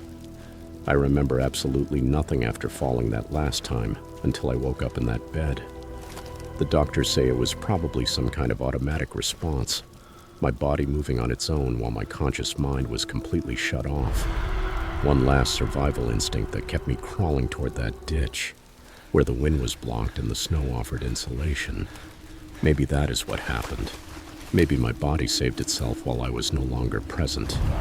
But sometimes late at night, when I look at the stumps where my toes used to be, and feel phantom pain in the missing tips of my fingers, I think about those invisible steps. I wonder what part of me kept walking when the rest had already given up. I crossed Alaska believing I understood the cold, thinking I was prepared. And I learned that there are things about your own body and your own mind that you will never fully understand, not even when they save your life.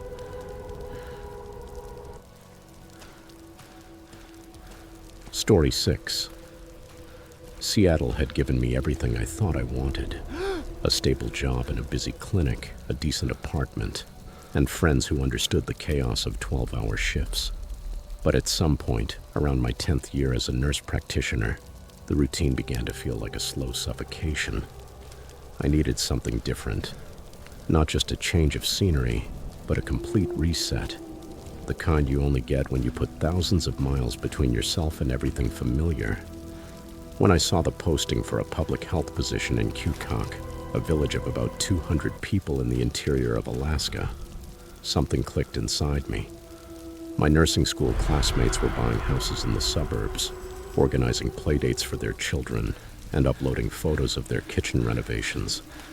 Meanwhile, I was signing a 2-year contract to work in a place most people would not be able to find on a map. The salary was acceptable, housing was included, and the job description mentioned everything from wellness checkups to emergency response. My mother cried when I told her. My father just shook his head and asked me if I had lost my mind. I arrived in Cucac on the last day of August, when the tundra still held shades of gold and red, and daylight stretched past 9 at night. A small plane dropped me on a gravel runway about half a mile from the center of the village, and a man named Irving Takala came to pick me up in a beat-up truck that looked older than I was. Irving worked for the tribal council and had been assigned to help me get settled. He was probably in his 60s with deep lines carved into his face and hands that looked as if they had been shaped by decades of hard work. He did not speak much during the ride. He only pointed out landmarks: the community center, the general store, the fuel depot. When we passed a group of houses set apart from the others, he slowed down a little. "The Morrow family," he said in a flat voice. "They keep to themselves." I nodded without giving it too much importance at the time. Small towns always have their dynamics, their unspoken boundaries. I had no idea that those 3 words would become the first thread of something I wish I had never started to unravel. My first weeks passed without too many problems. The health clinic was a small building with peeling paint and equipment that looked as if it belonged in a museum, but it worked. I saw patients for all kinds of things, from ear infections to diabetes management. Most people were kind in that reserved, cautious way that develops in very close-knit communities. I learned to read silences as much as words. A woman named Ruthie Anakovok became my unofficial guide to understanding village life. She worked at the general store and had a way of explaining things without making me feel completely foreign. She told me which families had been there for generations, which ones had arrived more recently, and which ones were better left alone. When I asked her about the Morrows, her face changed. Not dramatically, but enough for me to notice. "They handle their own problems," she said. Then she changed the subject and started talking about the weather forecast. I let it go, but something about her reaction stayed lodged in me like a splinter I could not pull out. It was in mid-September when the first real incident happened. A little girl, maybe 7 or 8 years old, came to the clinic with her mother. The girl had a cut on her forearm that clearly needed stitches. It was deep enough that I could see the white tissue beneath the blood. But when I began preparing the suture kit, the mother took her daughter and pulled her toward the door. "We changed our minds," she said, without looking me in the eyes. "It'll heal on its own." I tried to explain the risk of infection, the likelihood of scarring, but she was already leaving.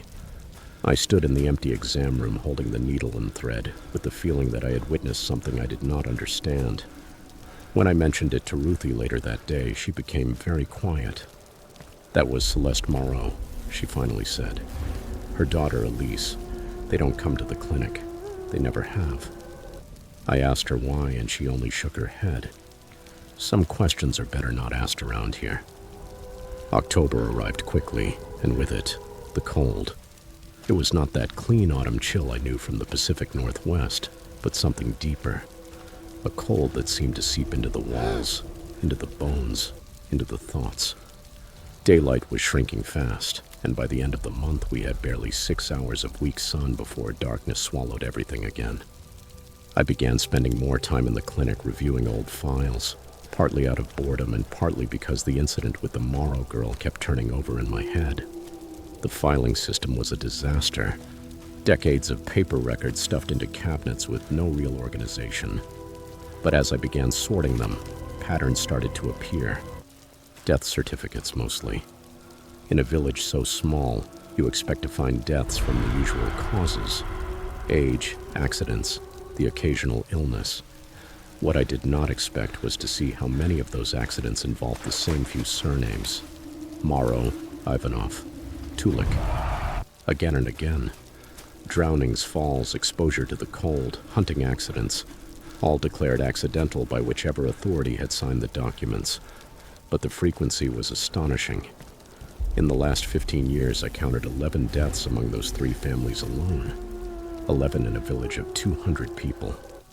I began making a list, writing down dates, names, and causes of death on a yellow legal pad that I kept hidden in my desk drawer. Maybe I was paranoid. Maybe I was just a city woman looking for drama in a quiet place. But then I noticed something else. The deaths were not random.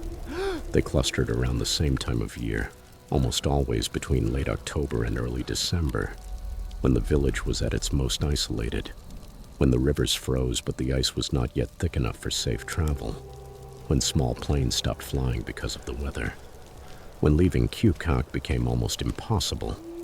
I sat in the small office of the clinic with that yellow legal pad in front of me and the wind howling outside, and felt a chill that had nothing to do with the temperature. Someone was dying in that village almost every year around that time, and everyone pretended it was normal. I made the mistake of starting to ask questions. Not directly, not at first. I thought I was being subtle. I mentioned to Irving that I had been organizing the old records and had noticed a lot of accidents over the years. He looked at me for a long moment with an expression impossible to read, and then said, "Alaska is a dangerous place. People die." That was all. The conversation ended there. I tried another approach with Ruthie, asking her about the Ivanov and Tulik families, whether they were related to the Morrows. She stopped arranging products on the shelves and turned toward me with something in her eyes I had not seen before. Maybe fear, maybe warning. "You're a good person," she said slowly.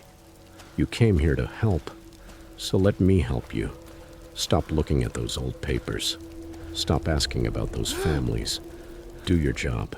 Get through the winter, and when spring comes you can decide whether you want to stay or leave. But right now you need to stop." By the end, her voice was barely a whisper.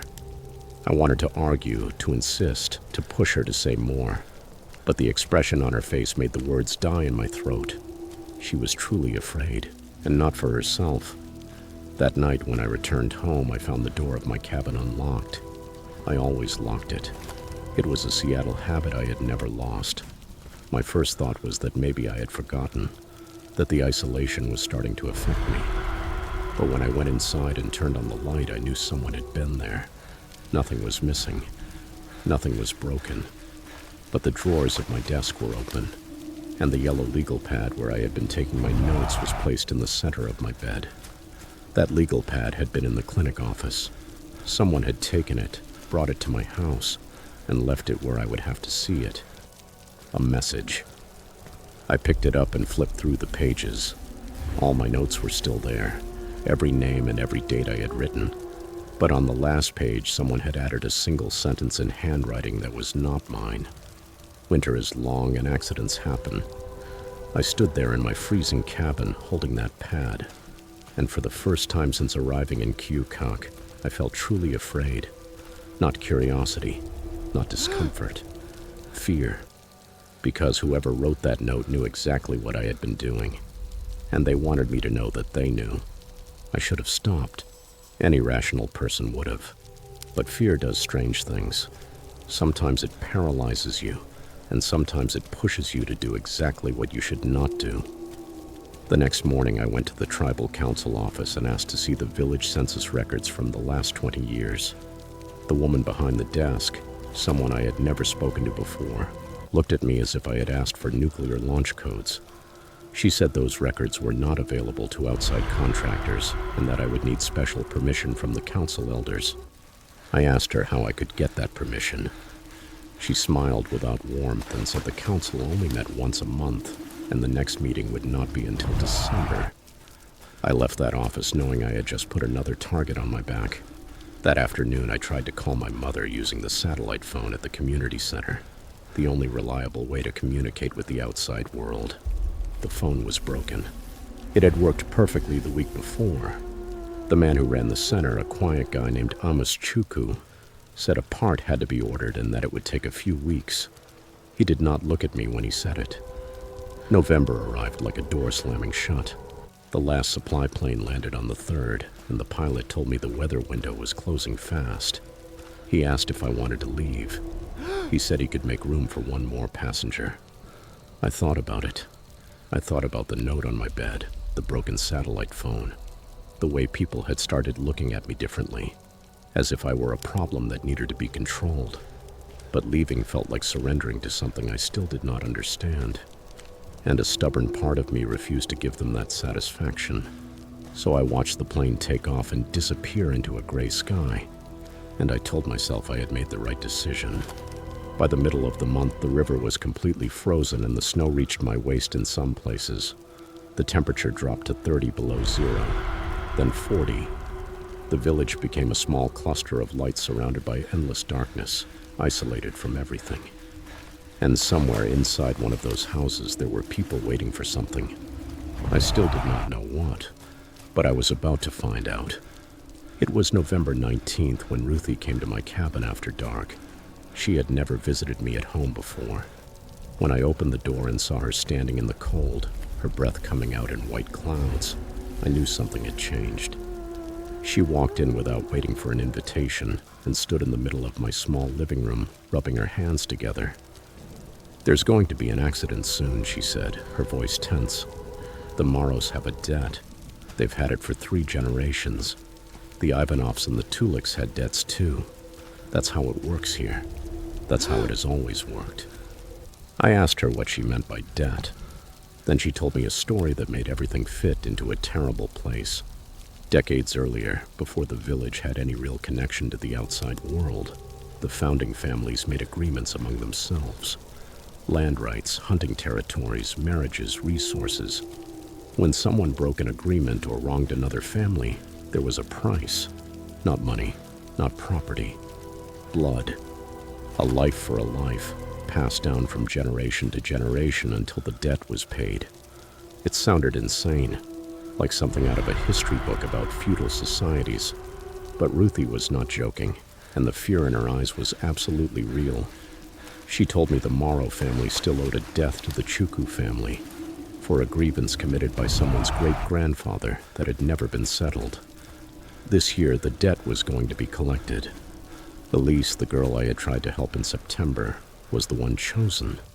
That was why her mother had refused medical treatment for her. In their minds, there was no point in healing someone who was already marked. I felt sick. I asked Ruthie why she was telling me. Why now? And she said it was because I was the only person in the village who might do something. Everyone else had grown up with that system. They accepted it the way one accepts gravity. Not because it was right, but because it had always been there. Outsiders were usually discouraged before they stayed long enough to notice anything. But I had noticed. I had kept asking questions. And now I was the only unpredictable piece in a game that had been played for generations. I did not sleep that night. I sat in my cabin with every light on, thinking through my options. Running was not possible. The snow was too deep, the cold too extreme, and the nearest village was more than 60 miles away, across wilderness. The satellite phone was still broken. I had no way to contact anyone outside, but I had something else. The clinic, medical supplies, locked cabinets, and most importantly, a shortwave radio I had seen in the back storage room during my first week. It was old, covered in dust, and had probably been there since the 80s, but maybe it still worked. Before dawn, I walked to the clinic with snow up to my knees, my flashlight cutting through the darkness with a thin beam of light. The radio was exactly where I remembered it. It took me almost an hour to figure out how to use it, my fingers numb and clumsy. But in the end, I managed to contact a state police station in Fairbanks. I told them everything. The pattern of deaths, the threats, the girl who was in danger. The officer on the other end sounded skeptical at first, but something in my voice must have convinced him, because he said he would send a team as soon as the weather cleared. He told me to stay inside, keep my head down, and wait. The next 3 days were the longest of my life. I stayed in the clinic, sleeping on the examination table and eating canned food from the emergency supplies. On the second night, someone tried to turn the door handle in the middle of the night. It was locked, and whoever it was eventually left, but I did not close my eyes again until morning. On the 4th day, I heard the sound of helicopter blades cutting through the frozen air. 2 state troopers and a child protection officer landed on the outskirts of the village, and within hours, Elise Morrow was in protective custody. I do not know exactly what happened after that. I was evacuated on the same helicopter and never returned. Later, I heard that several people were arrested, that the investigation uncovered evidence of at least 7 deaths that were being reclassified as homicides. The village of Cucock appeared in the news for a few weeks, and then the world moved on to other horrors. I still keep the yellow legal pad with the threat written on the last page. Sometimes I take it out and look at that handwriting, wondering who wrote it. I wonder if that person is still out there, in some other small place, keeping old debts alive. And I wonder how many other villages exist where winter is long, accidents happen, and no one asks why.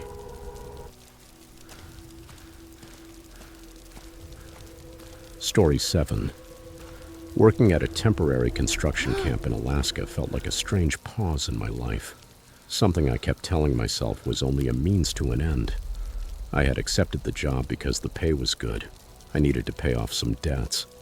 And the camp promised short rotations with long periods of rest. At that time, my life was simple and quiet. Almost everything came down to working, sleeping, and making the occasional call home when the satellite signal cooperated. The camp was far from any real town, surrounded by uneven ground, frozen mud, and a horizon that never seemed close. The rows of portable trailers were anchored to the ground, as if they might slide away and disappear if no one watched them. Most of us were strangers to one another, people passing through, each carrying our own reasons for being there. That made it easy to keep your head down and mind your own business. It also made it easy for things to happen without anyone asking too many questions. The day everything started to make me uncomfortable was not dramatic at first. It was just strangely quiet. A guy named Trevor, who slept 2 trailers down from mine, did not show up for breakfast. No note, no warning. Just his locker empty and his boots gone. People said he had quit during the night, which was not impossible in a place like that, but the way everyone accepted it sounded rehearsed. It was not the first time either. During the previous months, some workers had disappeared from the schedule between one shift and the next. There were no farewell drinks, no heated arguments with supervisors, none of the signs you would expect from someone leaving suddenly. Management always explained it as personal problems or better offers somewhere else. The explanations were weak, but no one questioned them. In a place like that, asking questions made you stand out. That night I worked the late shift, checking equipment near the edge of the camp, where the lights barely reached. The generators hummed unevenly, and the cold slipped through my gloves no matter how tightly I curled my fingers. At some point beyond the trailers, I heard raised voices. They were low and sharp, like an argument being eaten by the wind. I could not see who they were. I only made out the silhouette of someone moving between the structures, staying close to the shadows. When I walked in that direction, the voices stopped immediately, leaving behind an empty stretch of gravel and the feeling that I had interrupted something I was not supposed to witness. Later in the break room, a new worker named Eli was sitting there staring at the floor, his jaw clenched, refusing to meet anyone's eyes. He clocked out early and did not come back. The next morning, Eli's trailer was locked and completely empty, just like Trevor's. This time, however, I noticed drag marks near the steps. Deep grooves in the mud, as if someone had been dragged or shoved with force. I mentioned it quietly to a supervisor, who gave me a tense look and told me to focus on my work. That response stayed with me more than the marks themselves. During lunch, some of us exchanged glances, but we kept our mouths shut. There was an unspoken agreement hanging in the air. We all sensed that something ugly was hidden beneath those disappearances. The camp's isolation made it feel like its own world, one where rules bent easily and consequences seemed very far away. By the end of that morning, I understood that the problem was not just that people were leaving. It was what might be happening to them before they left. After that, I started paying more attention to the small things people normally ignore. Conversation stopped when certain footsteps passed by the trailers. Some workers flinched when they heard loud voices, even when it was only joking. One night during dinner, I noticed bruises on the neck of a man named Marcus, half hidden by the collar of his jacket. When I asked if he was all right, he gave a forced laugh and said he had slipped on the ice. The explanation did not match the marks, which were too narrow and irregular. Marcus left the camp 2 days later without picking up his final check. Management posted his position as vacant before his bunk had even been cleaned. It felt as if the camp swallowed people whole, erased them, and kept going. The tension reached its peak during a night shift when one of the welders, Aaron, did not report in at the end of his rotation. His radio only returned static when we tried to reach him, and the supervisor delayed the search, insisting Aaron had probably walked off somewhere to cool down. That excuse made no sense in those below-freezing temperatures, much less considering the terrain around us. When we finally went out to look for him, we found his hard hat near a storage container. It was dented and stained with a dark residue. There was no trace of blood, no clear sign of a fall, only silence and the wind dragging loose plastic against metal. The next morning, Aaron was officially listed as someone who had quit mid-shift. Seeing that written on the board felt unreal, like watching someone rewrite reality in front of our eyes. A few days later, investigators arrived after someone finally contacted authorities outside the camp. They interviewed us one by one in a makeshift office, asking careful questions about threats, fights, and people who had left suddenly. What surprised me was how similar everyone's stories were once they felt safe enough to speak. Intimidation in dark corridors, whispered warnings, physical confrontations that were never reported. One name came up again and again, always followed by nervous pauses. The camp structure made it easy for one person to control the space and the information, especially with new workers constantly coming and going. Supervision was minimal, records were careless, and complaints were quietly buried. Hearing it all laid out that way made me understand that this was not a series of bad coincidences. The investigation uncovered years of ignored reports and unofficial arrangements, all designed to keep the project running without interruption. The person responsible had learned exactly how far he could go without triggering an intervention, exploiting isolation and fear as tools. Workers who resisted were pressured to leave, while others stayed silent to protect their paychecks. In the end, the suspect was removed from the site in custody, although they never shared all the details with us. The camp did not shut down. It only adjusted, pretending the problem had been cleanly resolved.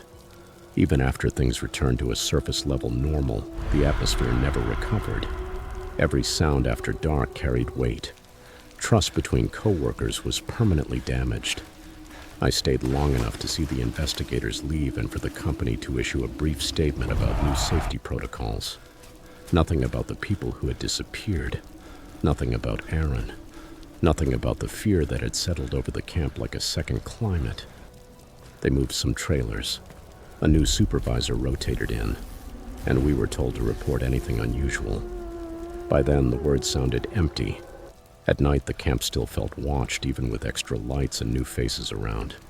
People avoided being alone after dark. They walked together to smoke or to use the bathroom. Sleep came in short, shallow bursts, interrupted by every sound of shifting metal or boots crunching outside. The place had learned our routines, and we could no longer unlearn what it had shown us. The day I decided to leave came quietly, without drama. I packed my duffel bag early in the morning, my hands moving by instinct while my mind replayed small moments I had not questioned before. The way certain doors were always locked, the absence of cameras near the storage areas, management's silence whenever complaints came up. None of it seemed accidental anymore. I turned in my badge without giving an explanation, and no one asked me why. That was what disturbed me most. It was as if the camp expected departures, as if it accepted them as part of its own design. When the transport truck pulled away, I watched the trailers grow smaller and smaller in the distance, lined up neatly, as if they had not housed anything terrible inside them. Months later, already back in normal life, the memories still surface at unexpected moments. The hum of a generator can throw me back to those nights, or the smell of diesel mixed with cold air. I read about similar camps online and see the same patterns repeated in different places. Temporary jobs, isolated locations, transient workers with no roots. That creates gaps where accountability should exist, and those gaps invite the wrong kind of people. I do not know what ultimately happened to everyone who disappeared. Some may have managed to leave before things got worse. Others may not have been so lucky. That uncertainty is harder to bear than a clear answer. I am sharing this because places like that do not advertise their dangers. They sell opportunity, quick money, and the idea that you can endure anything for a short time. What I learned is that isolation changes the rules, and that silence can be trained into people without them realizing it. If you ever end up in a remote place where people disappear quietly and no one wants to talk about it, pay attention. Leaving without explanation may look strange from the outside, but sometimes it is the only option left. I left alive and with a story I still cannot quite fit inside myself. Others did not even get that.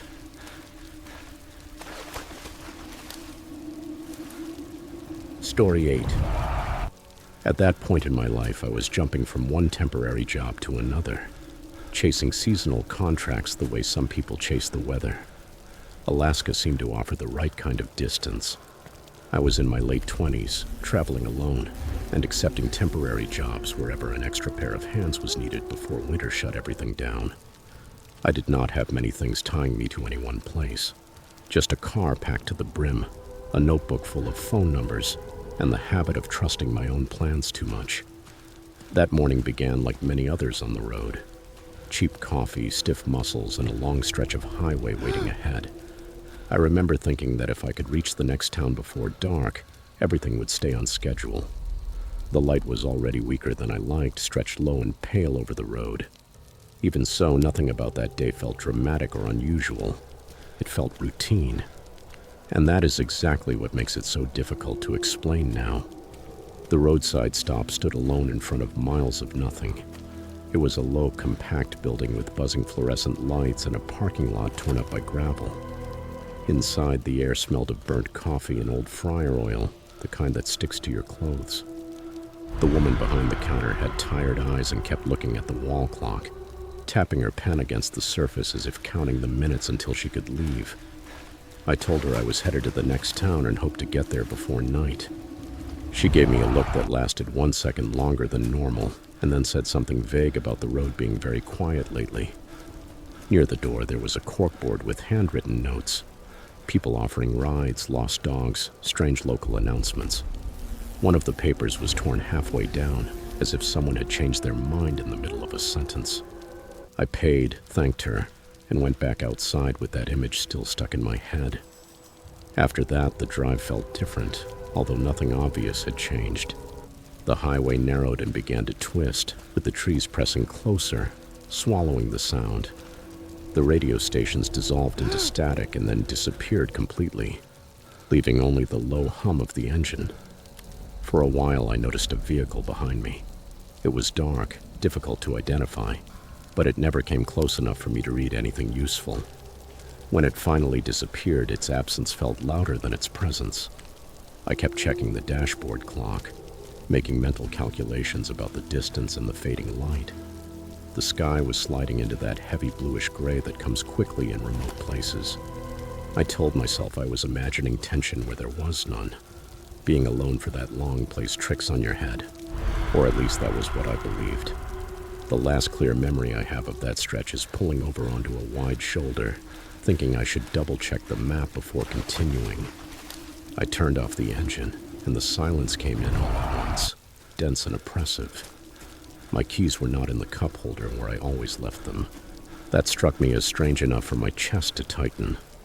I checked the seats, the floor, the console, telling myself not to jump to conclusions. Then I noticed how untouched everything else was. My bag was still closed.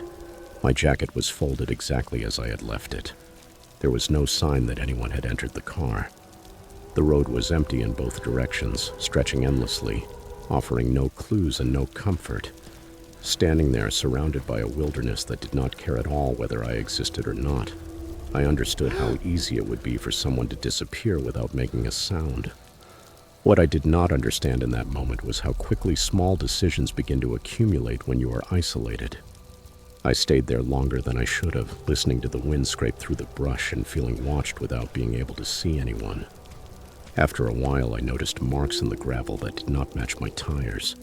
They were faint, but recent, angled as if another vehicle had stopped nearby and then continued on. They unsettled me enough to make me scan the tree line, counting breaths. repeating to myself that I needed to stay calm and act practically. I locked the car out of habit, even though I could not find the keys, and that contradiction made my head feel unsteady. The light kept thinning, draining the color from everything, and the idea of waiting there suddenly seemed reckless. I decided to walk a little along the road, thinking maybe the keys had fallen when I got out. That decision still echoes in my mind. The road felt longer on foot, and every sound seemed amplified by the emptiness. The gravel shifted under my boots with a noise loud enough to make me tense. After a few minutes, I heard an engine somewhere behind me, slow and steady, in no hurry. I moved closer to the edge of the road, mentally rehearsing what I would say if someone stopped. Friendly but cautious, grateful but not desperate. The vehicle passed without slowing down, close enough that I could see the driver's profile. Eyes forward, jaw tight, both hands high on the wheel. There was no wave, no gesture of recognition. The wind carried the smell of exhaust for an instant, and then swallowed it. That was when the reality of my situation fully settled in. Night was coming fast, and I was suddenly very alone. I headed back toward my car, faster now, my heart pounding for reasons I could not organize into a clean explanation. The sky had turned a dull color, like a bruise, and the forest on both sides looked denser than before, as if it had moved closer while I was not looking. When I reached the place where I had left the car, my stomach closed up. Not from panic, but from disbelief. The car was still there, exactly where I had left it. But the driver's door was open a few inches. Inside, nothing had been disturbed. No broken glass, no mess, no obvious signs of interference. Only the silence and that half-open door waiting. I closed it slowly. Every sense tightened, trying to decide whether it made more sense to stay or leave on foot. I spent that night inside the car, curled as low as possible, conserving heat and listening to every change in the air. At some point, footsteps passed nearby. They were careful and measured, stopping far enough away that I could not locate exactly where they were coming from. There was no voice, no flashlight beam, no sudden movement. Only the unmistakable sound of someone out there, standing still, deciding something. Eventually, the footsteps moved away and dissolved into the darkness. When morning finally arrived, gray and weak, the keys were on the hood, placed carefully, as if they had been left there for me to find. I did not question it. I got in, started the engine, and drove until I reached a town with people, noise, and walls. I reported what had happened, and searches were conducted, but nothing else turned up. Even now, I do not know who was out there or what they wanted. I only know that isolation did not protect me. It left me exposed. After I reached that town, everything moved with a speed that felt unreal. People asked me questions while giving me coffee, while filling out forms, while exchanging looks. When I described the open door and the keys on the hood, they focused on times, directions, and mile markers. I kept trying to explain the feeling of having been evaluated out there, as if someone had been testing how far they could push before I broke. Search teams returned to the road before the light faded again, checking ditches and tree lines, marking places with small flags. I watched from the edge of the road, wrapped in a borrowed jacket, feeling strangely separated from my own story. Everyone kept repeating how lucky I was. I nodded because that is what you do when you have no words to explain why you disagree. As the day went on, the questions changed. Had I noticed anyone at the roadside stop? Did anyone seem too interested in my plans? I mentioned the corkboard with the torn paper, the look the woman gave me when I talked about reaching town before night. One of the officers exchanged a look with another and wrote something down without saying anything. They asked me if I had heard rumors about people going missing along that route. I had not, but the way they asked the question told me enough. The wilderness was not simply empty, it was useful. Miles of road, few witnesses, long delays before anyone noticed something had gone wrong. Anyone patient enough could wait out there without leaving a trace. By evening, they told me there was nothing more to do until the next morning. I sat alone in a small motel room staring at the phone, replaying every decision I had made since dawn. I realized how close I had come to doing exactly what I had said at the counter. continuing until dark, trusting the road to take care of me. If I had not stopped when I did, if I had ignored the moment of the missing keys, the story might have ended in a very different way. That thought did not arrive with dramatic fear. It arrived as a heavy, dull certainty. Some mistakes do not announce themselves. They wait quietly until you are tired enough to make them. I left Alaska not long after that. I finished the contract I had gone there for, but the rest of the trip felt empty, as if I were moving through someone else's life. I still think about that stretch of road and how calm everything looked on the surface. People ask me whether I believe someone was responsible or whether it was only a coincidence, bad luck brushing against isolation. I do not argue either possibility. The only thing I know is that the road gave someone an opportunity, and that opportunity almost included me. When I tell this now, I am not looking for answers. I tell it so that someone else might hesitate at a lonely stop and decide not to trust distance the way I did.